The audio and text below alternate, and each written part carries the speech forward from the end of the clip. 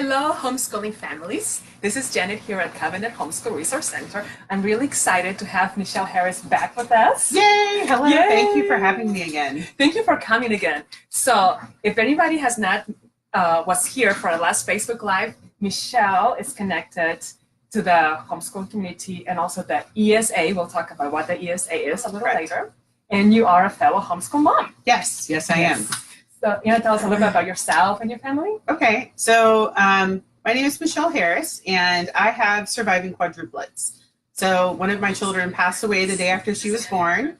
And then the rest of the children they all have special needs issues due to their premature birth and kind of multiple birth, right? And they all are considered to have autism, plus they have like a whole spectrum of issues. With Joseph, my youngest out of the set, he is considered medically undiagnosable and medically complex. So he is quite the challenge.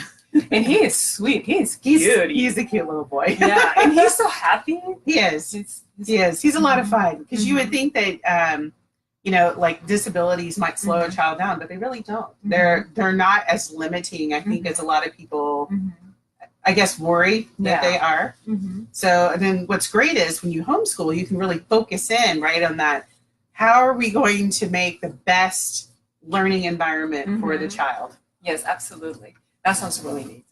Okay, so Michelle is part of a service that we have here in Arizona, as educational choice, that's what I should call it. It's called the ESA, the Empowerment Scholarship Account. Yes. Okay, so tell us a little bit more about that. What is it? Okay, so ESA is different from homeschooling, so do make sure, because I know there's quite a few people that get confused by that. So when you use ESA funds, you are actually your child is considered a public school student who is educated at home. And so that is essentially what you are, right? And then when you are homeschooling, you are a true homeschooler by the law, right? And so what's nice, though, about the ESA funds, I think in particular, is the fact that you get to take the ESA funds and then use it and direct it to your child's education. Where you homeschool in this state, if you truly homeschool and you have a child with special needs, you can talk to your local school district. They may offer you services. It just depends. They will offer you as much services as they offer a child in private school. Yeah. So, and then, then you kind of have to also, you got to go through the whole IUP process and convene a team, and they have to do studies, and it's slow. That's one of the things that's discouraging, I think, about the special education process in public schools. It is a very slow process. So talking about families that have special needs children or families that are part of the ESA, you have a conference, right? Coming up. We're really excited. Covenant is going to be there. Yes, I'm so excited. Yes, it is called the EESA. So it's Empowering Exceptional Students of Arizona, EESA Conference. And so the EESA Conference is for those essentially who are interested in using ESA, who are currently using ESA, or for those who are homeschooling their special needs children. Yes. Now, tell us a little bit, what updates do you have for the conference? Who are some of the speakers who's coming besides us? Yay! So I know, and I'm very excited because I'm getting everything, like the list of speakers together, so I know quite a few people have asked. So Linda Crosby will be coming. Yes. I know, I'm very excited that she has agreed to speak. And she'll be talking about ESA and the facts and fiction that's sort of related to ESA. I'll be there speaking. I also do educational advocacy. So I will speak about special education advocacy and how that kind of intersects with the ESA program. Marianne LaRoche will be there from the Seeds of Autism. So she'll be talking about transitional and vocational training for children who are older. And then I have Carol Fitzpatrick. She'll be coming. She does Rainbow Reader. She does an excellent job with those who have issues with dyslexia, including dysgraphia and dyscalculia, because those all sort of go together. And then I have Sharon Patton, who's agreed to speak, and I'm really excited to have her come in because she's a former special education teacher And so she really talks to like the methodology for teaching children who have special needs. And I'm excited to have that. And then I have quite a few other speakers, and I will let Mackenzie, our helper over there, let her give you that information. So that sounds wonderful. So there's only like 2 people that I do not know personally in that list. And Linda Crosby and my oldest one were in theater together. And I mean, my oldest, Linda Crosby's oldest daughter and my oldest daughter, I should say that. So we got connected back in 2006, whatever. And she's so much fun to listen and so informative. And people are going to be in for a treat listening to you. Because that's how we got connected with Michelle. She came in here and we started talking, and it was like, oh, she knows so much. And it was just amazing. So if you guys can go back to our previous video, it's on our YouTube channel. That one has a wealth of information too. It is so exciting to talk to you. So people are in for a treat. Carol Fitzpatrick too. She is wonderful. Everybody there is wonderful. I'm so excited. This is going to be an amazing conference. Yes. And it is so affordable. So how can people get their tickets? Okay, so you can go to www.eesa.group. Okay, so it's very simple. I'll try to make it as easy as possible, right? And then you can go there. It'll take you to a link to Eventbrite. Eventbrite is where we're selling our tickets through. The tickets are only $16 for an individual. It's $26 for a family. So we try our hardest to keep the prices very affordable for the families to attend. That sounds wonderful. And then you're also going to have different vendors there.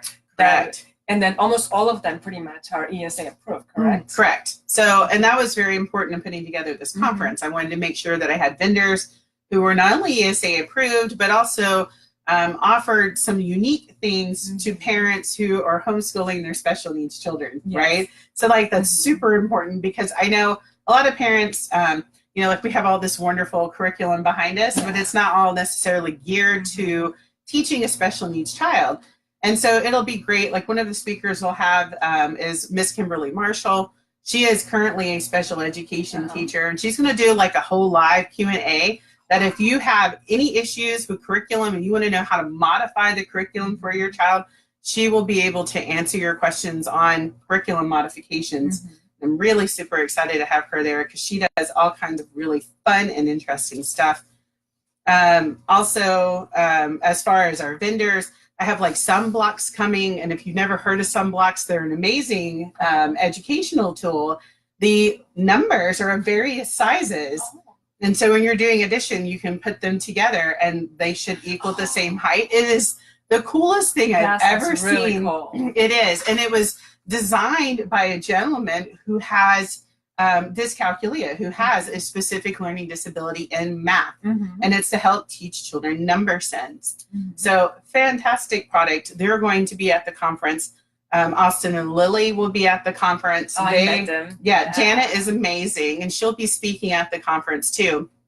And Austin and Lily, if you have a child who has intellectual disability of any sort, this is an amazing product because it really just sort of lays everything out for you. Her product not only lays out the story, but also how you instruct and teach it. I mean, it's great. It's a fantastic product. Oh my gosh, I am so excited. And I'm so happy that it's growing, because for the first conference that you have created here, it is really amazing. And people really should be encouraged to come, because you get personalized treatment. You know, it's not going to be like humongous. Right. It's not going to be Appy's conference. Appy's you show up and it's overwhelming. There's like so much, you know. And it is great for the entire homeschool community. So it's wonderful what Appy does, but this is a little more for a different niche. Yeah, this is specifically geared to parents who have special needs children who are looking to educate their child in the home environment, whether that's with ESA or strictly through homeschooling. So yeah, options are just wonderful to have, and I love it that you're starting this conference. It's so exciting. I know. Okay, so in our previous Facebook Live, one of the things that I wanted to talk about that I had learned from you that I thought it would be really cool to kind of do as a little refresher was different types. I mean, should children be diagnosed, and then what type of diagnosis is better? So we had talked about the medical diagnosis versus the educational diagnosis. Do you want to tell us a little bit about the differences? Yes. So Because this is one of the things I think, especially if your child is still in public school or you have a child in public school and you're a little frustrated with the school, you're not alone. Happens a lot to everyone. So especially those who have autism, I think the parents, they get the medical diagnosis of autism from, you know, a developmental pediatrician, a neuropsychologist, and they go and get services from the state, which is great. And if you haven't done that, please do. I highly encourage you to do so. Because as your child gets older, what's going to happen is that it can be more and more difficult to get your child diagnosed. And then it'll be harder and harder to access services. So usually they are, we'll call it most symptomatic. They display the most signs of autism when they're younger. Yeah. And then it gets harder and harder as you worked on therapy and other things, and parents have put in effort, right? It may not be as noticeable. So, like I said, so they'll take that medical and then they'll go to the school and they're like, hey, my child needs an IEP and they need it for autism. Well, it doesn't quite work that way because there is a difference between medical and educational diagnosis. So medical is for the DSM-5. And so that's Diagnostic Statistical Manual, 5th edition. And so, yeah, I know, that's what, DSM-5. Yeah. And so you can even just Google DSM-5 and then autism, for instance, and then you'll pull up information that explains to you what is the definition medically for autism. Then under IDEA, because that's what you're looking at for the educational purpose, it's actually IDEA, so the Individuals with Disabilities Education Act. And they have categories listed there. And so their definition is a little bit different than the medical definition. So it doesn't neatly translate right over. And that's where you get a lot of confusion. So IDEA, is that like a federal government It's a federal program? law. Yes. A federal law. Okay. Federal law. Yeah. So we actually, it sounds like to me, you know, parents make their decision, but it sounds like the medical diagnosis really gives you more options. Correct. Well, and the medical diagnosis is what you need here in this state in particular to access services. And so this is why I highly encourage people to do that, especially if you homeschool your child, because again, that allows you to access services, to access DDD, access so you can get state Medicaid. You can get services to the DDD because like my children, they get rehabilitation hours. So we use that time to help them with their skills for independent living specifically. So, you know, sweeping a floor, how to load a dishwasher, how to run laundry, how to use public transportation, how do we get on a bus, right? This is how they spend their time. And it's a very important component of their education that we can't afford to skip. Because children with special needs in particular, they, you know, most children kind of pick up through watching you and watching what's going on. But children with special needs have a really difficult time doing that. They really need someone to like walk them through every aspect, and it's not uncommon. You have to do this multiple times, like once isn't enough. Yeah. You have to keep doing it until it becomes a habit and they learn the correct way of doing things. Yeah. So it can be really difficult and tiring and taxing on the parent because, you know, there's only so much of you to sort of spread around, right? Yeah. So it's always best if you can go and access services and get kind of reinforcements and help. So that sounds wonderful. So I got a call about a week ago, a couple of calls, and homeschooling moms were asking me about places where their children could get diagnosed. Do you have any suggestions on how to figure out how to find a place or if there's any places that you recommend? So this is kind of what I'm tying back into earlier, right? It's really difficult sometimes to get your child assessed once they get older. So there's a few different options, and it just depends on which way you want to go. If you're trying to use state Medicaid, it's gotten to where it's almost impossible to go and get an appointment. And this is the last that I heard, okay? So I'm not sure, like, the last bit that I heard is it was getting really difficult because several people who had been taking state Medicaid, they no longer do that or their practice has changed. So with state Medicaid alone, it can be really difficult. Expect 6 months to a year or more, yes, to potentially get in to even see the doctor. So it can take quite a while. You would then go to your pediatrician and ask, hey, I need a referral to a developmental pediatrician or a neuropsychologist. And then that's where you would go and take your child and they would do the assessment. And then also a child psychologist. For all of these people, please make sure, right, that you ask and find out, like, what qualifications do they have to do these assessments? So it may be kind of like seem like a given, but there are some instances, for instance, one in particular I can think of is that girls with autism are often misdiagnosed or diagnosed very late in life. And that's just because they don't fit the traditional definition or what most examiners, I guess, have been trained to look for. So it's really important if you have a daughter who you think may have autism, you find an evaluator who's current with that knowledge and current with that information and has some experience in diagnosing girls with autism, because it's a little bit different. And then also, if you want to know more information about that, on AESA's webpage, so www.aesa.group, I have a blog on there. And the blog, I wrote a post about girls and autism. So it's a great way to find out more information if you were interested. Oh, that sounds wonderful. Okay, so I forgot what I was going to ask. I had a thought. We homeschool moms. Anyway, we have so much going on. I do that all the time. Right. I should have done it down. Anyway, so the other question that I did remember. So I was also looking at a conversation that I saw on Facebook, and there was a lot of debate between the parents. You know, we homeschool parents, we're used to being with our kids. We're used to knowing what they're doing, who do they go with, and we'd like to be with our kids all the time. So there was this debate going on what is best for the parent to be present during the evaluation or for the parent not to be present. Do you have any opinion on that? Yes, so very interesting. So my opinion is the parent should not, and here's why, okay? Because it is often easy for children to have anxiety issues when they have disabilities. I see this a lot. It's what they call a common co-occurring condition, right?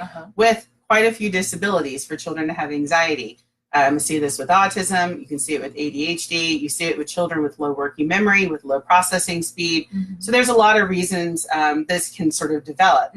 Well, when you're with your child, that is sort of a security for them. So they may miss the fact that your child has anxiety issues if you are there. Also, you can be a distraction. So that's another reason why they kind of want you out of the room. Now, I know some people are uncomfortable with an examiner, you know, especially like a male examiner being in the room alone with a young female child, you know, and I understand that. But you should be able to find somewhere that has like, you know, a small way for you to look through, like a single way mirror or something, so that you can keep an eye on what's going on, but you're not interfering and you're not causing any issues with kind of the way the test is conducted. Yeah, that makes sense. That actually makes a lot of sense. Especially sometimes we think we know that the kid knows the answer, so it's hard for us not to interfere with that. And then also, I guess part of it is also what you were talking about. Do your research, so you get to the point where you're comfortable with the people that you're dealing with, so you're comfortable leaving the room. Right. You know, obviously you're not going to know everything, but you trust enough that they have their background checks, that they have the knowledge and everything else. That sounds really good. Okay, so another thing that I had been listening to some people talking about is wondering about special needs kids. How do they feel? Do they mind? Sometimes they have to do work that is technically at a lower grade level, which when you're homeschooling, that really doesn't matter at all. But kids notice sometimes. They notice. Yeah. So how hard is it for them, or is it harder for the parents? The worry is more for the kids, like, how does that work? Right. Well, and I was going to say, that was one of the things I found one of the most difficult things to let go, right? Because as a mom who is relatively neurotypical myself, I went to public school. So like in my head, I have all of these ideas of like what school should entail. And so when I tried to translate that at home, you know, kind of taking public school and doing it at home, it was a terrible flop. Please don't do that to your children. And so I found it was an incredible disservice to my children. And I had to learn to kind of let go of what, you know, like state standards and is my child on grade level. And so part of it, I guess, really just depends, where is your child cognitively, right? So if your child is cognitively about where they should be on grade level, they have a reasonable intelligence, there's no truly significant disability holding them back, like, one of my children has super slow processing speed. So no matter what we do, no matter how hard I try, he can only take in so much information and kind of process it and think about it at a given time and learn it. So he learns about half a grade's worth of material per year, but that's his max. That's all he can do. And so I've had to learn to understand that and then kind of let it go when I see that he's falling further and further behind, because that's not of real interest or importance to him. What truly is important to him is life skills, making sure that, he's 11 right now. We are already working on life skills. Like I said, we do that have work. So we have that going on. We have, he can do his daily living skills. Public transportation, because he's not going to be able to drive a car, because he's also blind in one eye and has cerebral palsy. So, we're working on public transportation, how to get around, things he really needs to know to be a functional and independent adult, or as independent as possible, right, when he's fully grown. And that's what I'm looking for. Now, I have another child who, my son James, I would say he's much higher cognitively functioning. He's a very bright young man. He has autism, so that does kind of hold him back in some ways, a lot of sensory issues and some other things. But he completely gets those academics. He's just on the go, very smart, and he's right at grade level or above. So, I try to reasonably keep up with whatever the standards are for that grade. But again, I don't overly worry about it, because kind of whatever I've missed, right? He has the ability and the cognition to go and pick it up on his own. So there are states. Now, our state, I think they developed a few of these, but in a lot of states, they're called like power standards. So you can go to most states and just kind of Google online, right? And just look, like 6th grade power standards. And then go see what that says. Because your power standards, really what they're saying is, these are the skills your child should have, must have, in order to be successful in the next grade. And so I just sort of use those as a guideline instead, because it sort of strips away all of the other superfluous stuff that's really not needed for that particular grade that your child has to know. So I just use these power standards instead, and then we pick up anything else. So those power standards, are they like for math, or are they more like? It depends on what state and who is publishing them, but you absolutely can find them for all subjects and for all grades, just by Googling the internet. And then you'll come across different states, because different states have put them together and have them out there. But at least it gives you an idea of, where is your child, so that you can kind of look and get an idea. And then, of course, we came to Covenant Homeschool, and we did the Iowa Basic Skills Test. And so that's another option to help you gauge where your child is, and then where you might want to sweep back through and kind of pick up anything that you notice they missed. It's sort of a foundational skill, right, that you'll need to build on. So when I tested my daughter, I was surprised. Punctuation. We had to work a lot on punctuation. I was like, good to know, because I was missing that. So those standards can help people figure out, because you want to challenge your kid, but not frustrate him. But then you also don't want to make it so easy that you're not challenging him to learn what he's capable. So those standards can help you figure that out. Correct. And there's some trial and error too, right? Yes. Well, and I was going to say that's the thing, right? Because you can back up. If you find out, like, we look at the power standards, say if your child's in 6th grade, we look at the power standard for 6th grade. My kid doesn't know how to do this. Well, it's okay. We can look and now Google power standards for 5th grade, and kind of keep backing up until we can, see where is this information that they're missing, essentially, right? And then check through the other lists. Is there anything else that we realize, hey, we've missed? We should go and make sure that we cover this information. So it is a really, I don't know. I really like using the power standards, because it keeps everything simple. It keeps the children learning the specific things they really need to know to be successful in school. And then that leaves me more time to cover other things and to do therapy. So the other thing, Chris from Cabinet and I went to a workshop. It was actually a presentation by Temple Grandis. And she was so funny. She is pretty very interesting to see. But she cannot do algebra. Mm-hmm. She can do geometry. And she was saying, I don't know if this is in general for all autistic kids. I don't know if you know, but whatever issues she had, most kids that have the same thing, they cannot do algebra. So she was like, why is the school forcing us to do algebra? Just skip it. I mean, she was so emphatic to skip it. So it's okay to skip some things that your child is just absolutely not wired to do, correct? Correct. Well, not only is it okay to skip it, Mhm. but also, set it aside for a while. Mhm. Like often my children I'm working with them on something, they become really frustrated. Mhm. I'm frustrated.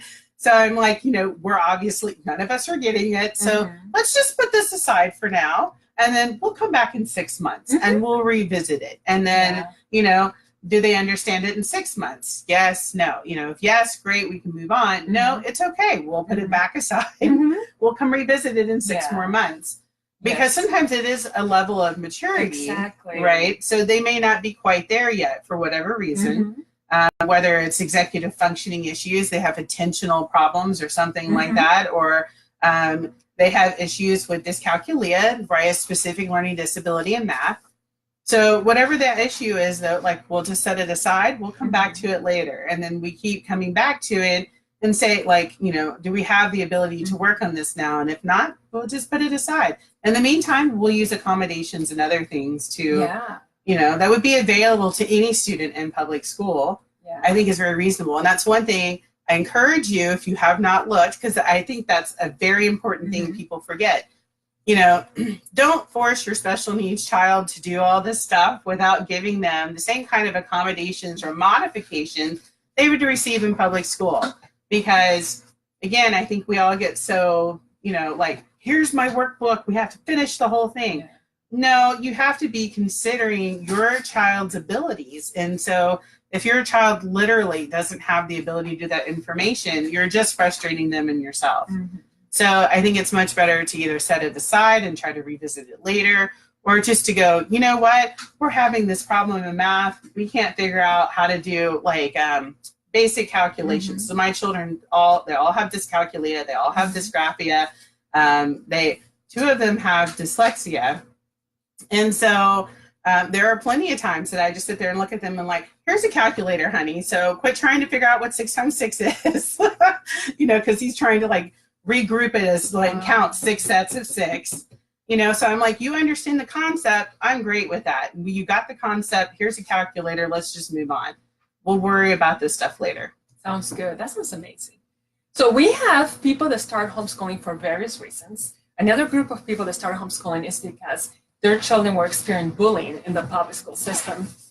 So how do families usually adjust from the trauma of whatever went on at the school that forced them to do this? Because obviously they were thinking we're going to be public school families, and now they find themselves, we can't be, now we have to homeschool.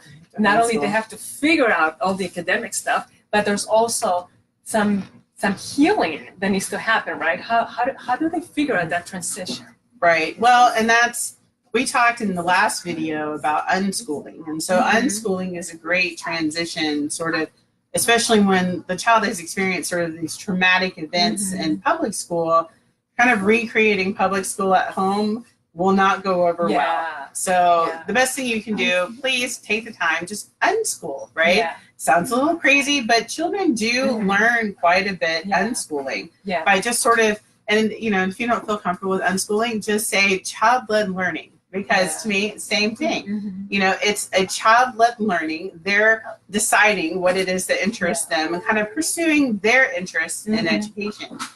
And I think that's an amazing opportunity for them. And a lot of them kind of fully embrace that sort of thing. So another term besides unschooling is deschooling, and all the terms that we have. That's true. Yeah. So deschooling is a little more specific to a time period, maybe about a month to 3 months that you take right after you withdraw from the school, from the traditional school system.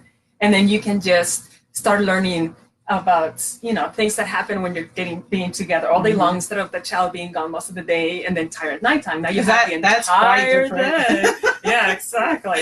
So, and then you can just do a lot of field trips, go to museums, take road trips, go to the Grand Canyon, and then take books, things that you're gonna discover, petrified forest up in Flagstaff, and all those really neat things that your child is going to be learning and discovering. Oh, I don't just have to have a textbook to learn. I can learn by doing all these things and doing. So that's the deschooling is about 1 to 3 months time period. So yes, so we totally encourage that. Yeah, and I will warn you. So in homeschooling, there are a lot of terms used loosely, like unschooling, deschooling. I consider myself eclectic homeschooler because I just sort of use and piece together whatever. And that's mostly because I want to fit and piece together whatever specifically works for my children. So I find like, a full set of curriculum, say like a Becca or something, it didn't work for my children because they have such fractured skill set, so they're really high in some areas, really low in others.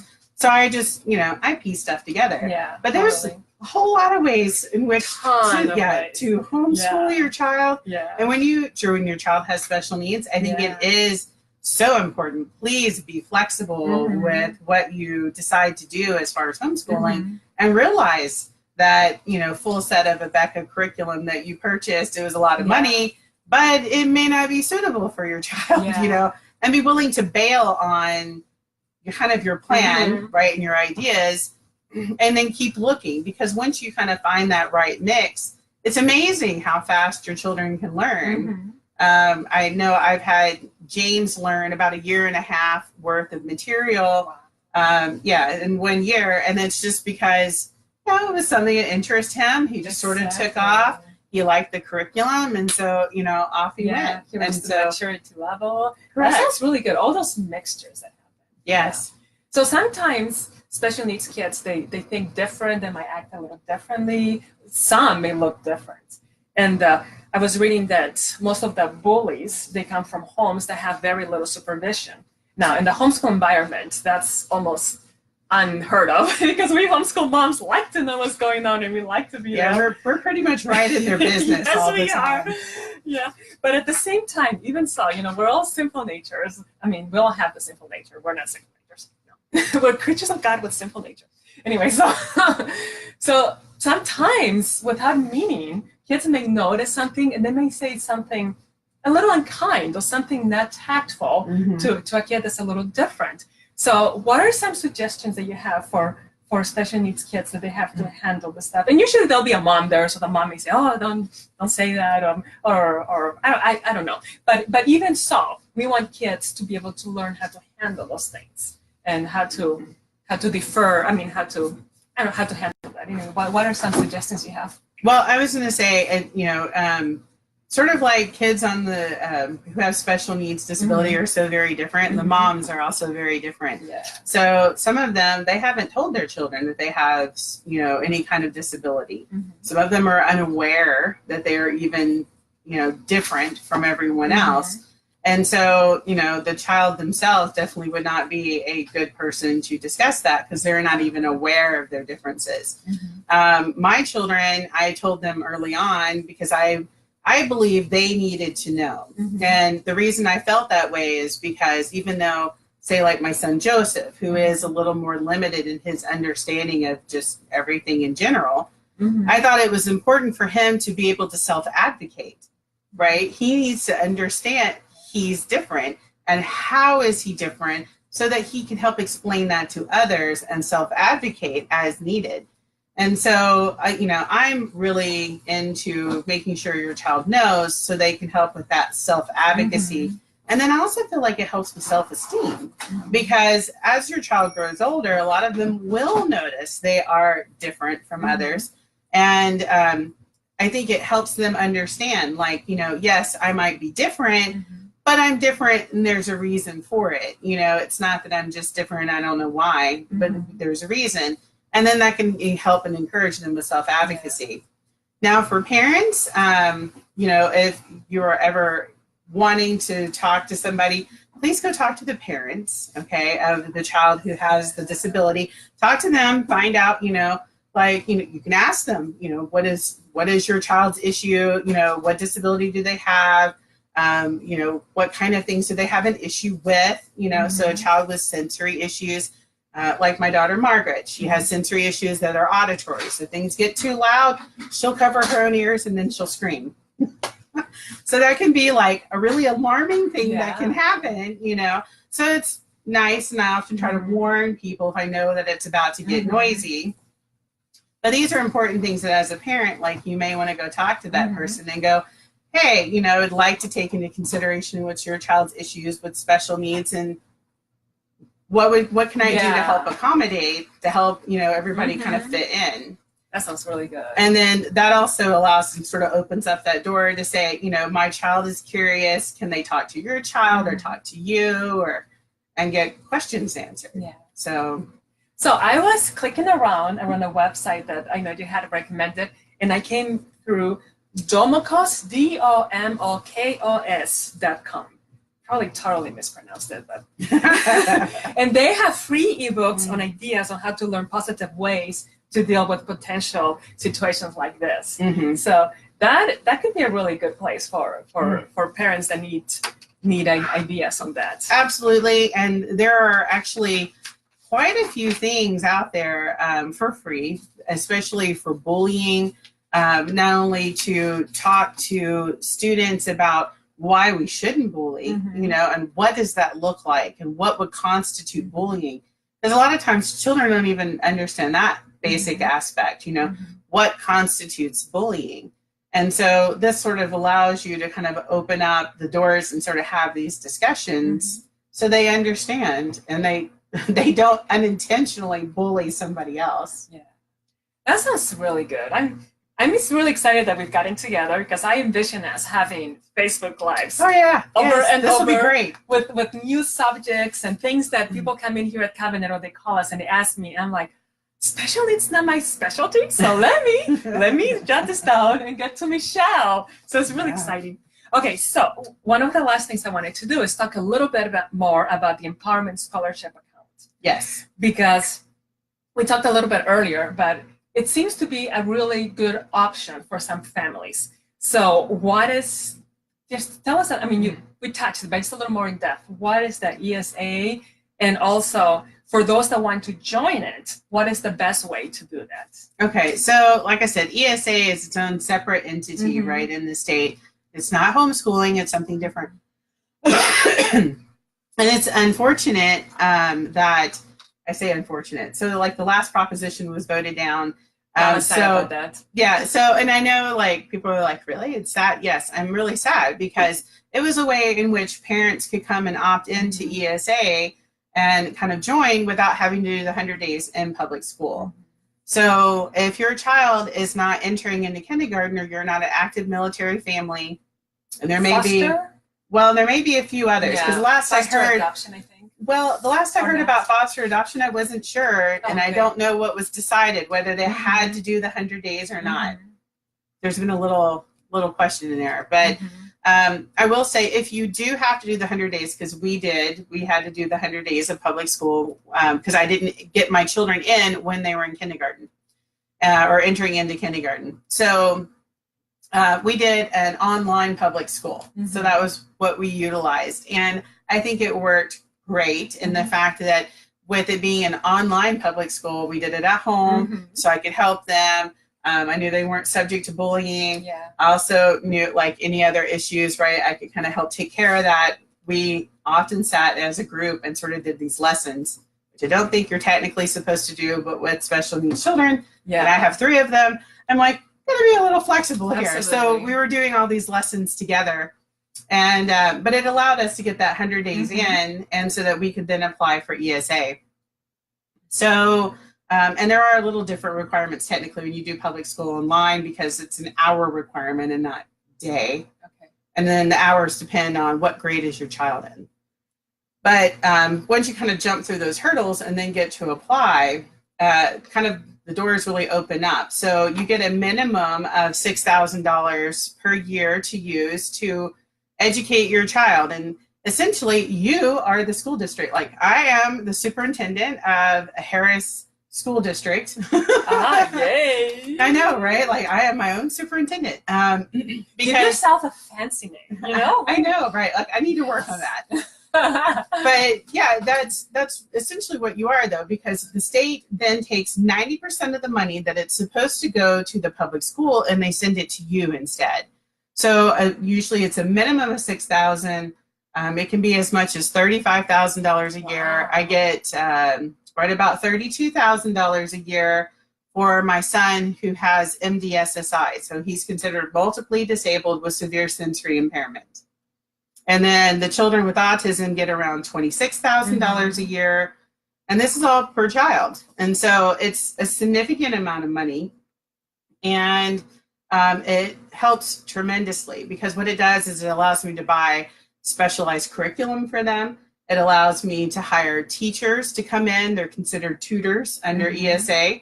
They can come in. I have a special education teacher. Matter of fact, Miss Marshall, who will be giving one of the talks about modifications. I hired her through ESA, and I've been working with her for a little over a year, and it's been great. And she's really helped the children a lot. And you can pay for extra therapy. A lot of things are covered under therapy. There's martial arts therapy. There's HIPAA therapy, so horseback riding, gymnastics, aquatic therapy, along with more traditional therapies of speech, OT, PT, all of those sorts of things. So there's a lot of variety out there and a lot of ways in which you can utilize these funds. Yeah, that is so amazing, because when you have a special needs child, you need that help. And for families that can afford it, or that have figured out how to do it just in the traditional homeschooling, that is amazing, and more power to them, because again, choice is what we want, educational choice. But for other families that need more guidance, so that the child has a more severe special need, this ESA, it is very, very important to have. So I'm very proud of Arizona and of our educational choices. I am too, because it is a unique program. Though there are other states that have like school voucher or school choice programs, they are not as liberal with their use as Arizona is. And I really appreciate that we can purchase whatever curriculum that we want. It's not, they don't make us specifically exclude religious material, which some of the other states do. We have the ability to educate at home. Other states do not. You must send them to some private school. So I really appreciate all of the flexibility that we have built here into the state of Arizona, that they were mindful when they put that together. And there are some great public schools out there too. Absolutely. So there's no school bashing going on here. No, but choices, whatever's best for the child is what we want. Correct. And I was going to say, this is what I tell. So I run a Facebook group, and my Facebook group where I do special education advocacy, that is IEP/504 assistance. There's about 6,000 people in my Facebook group, and I help parents in there. And I am, even though I am an educational advocate, I am just as quick to tell you to homeschool as I am to keep your child in public school. And that's because my feeling is there's two main questions that need to be answered. The first one is the child happy? Okay, if your child's not happy, then you kind of need to reevaluate whatever's going on. And then two, are they learning? Right? If you can't answer yes to both of those questions, then you need to keep going back and reevaluating things until you can figure out what exactly is going on. And then, is the educational setting that they're currently in the best setting for them? So I just love that the ESA is available for so many families.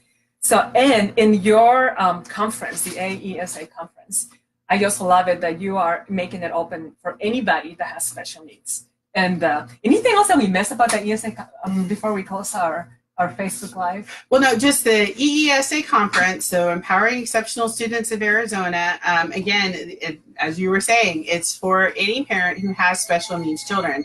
So it's a great opportunity for those who currently have ESA to go and talk to some vendors, to order some products, along with hearing some talks to get some tips and tools on how to educate your child at home. It's wonderful for parents who are strictly homeschooling their special needs children, because again, you're going to get to listen to speakers who give you actual tips and tools to help you with educating your children at home. And I feel like Like, that's the most important thing most of us want to walk away with, right? Yes. We want to feel like, hey, this was great. Yeah. It was empowering. I got some information that I can immediately take home with me and start implementing. And the other thing to think about, even if you are not ready to start teaching your kid yourself or being in charge of your child's education, this is a great time to start doing the research. Just, you know, if your child is okay at this whatever school or whatever he is right now, but you just have a feeling that it's, as they grow, it may not be the best fit, come, because this will give you great information. Right, because I would say this conference is a great time to come, and then it's a great opportunity to learn about the ESA program and to be able to speak to parents who are currently using the program so you can understand like the ways in which the program can be used, right? And then we'll have a couple of private schools who will be there, a few vocational schools, because it's really important. That's really good. Well, it's really important to consider the ESA program, say like at the 3rd grade, when your child is going into 3rd grade or have just completed 3rd grade, because that's one of the big grades where if you're going to run into issues, you usually will run into them by 3rd grade. That transition into middle school, so 6th grade, and then that transition into high school at 9th grade. And then you can even apply for ESA after your child, you know, is kind of in their senior year or they're older in high school. There are people who are applying for ESA even at that point because they'll start using the funds and the transitional services that they can access. That is such a good idea. So yeah, there's a lot of reasons to look into the ESA program. And one thing that seems to happen in this type of conference, let's pretend you go to a particular vendor and there's other parents asking questions, and it's like, oh, I wonder about that too. And then you get to meet other parents that are in similar situations than you, and you get to find support and make really friends, lifelong friends. So I would encourage anyone that has a special needs child, even if they're not 100% sure they want to homeschool him, just to come. It's just so affordable, and so it's just something that you don't want to miss, in my opinion. Or if you're like us at Cabinet, I know I keep talking. If you're like us at Cabinet that just wants to learn about this, just go. If you have a friend that has special needs and you're wondering, I wonder why, and you have the time, just go. It is like something that I think is going to be so valuable. Anyway, thank you so much. Oh, no problem. Thank you for having me again. Yes, we're so excited. I'm going to say, have fun when we come. Yes, we will do it again, and send us questions, people. Yes. Bye, guys. Bye-bye. Have a wonderful day.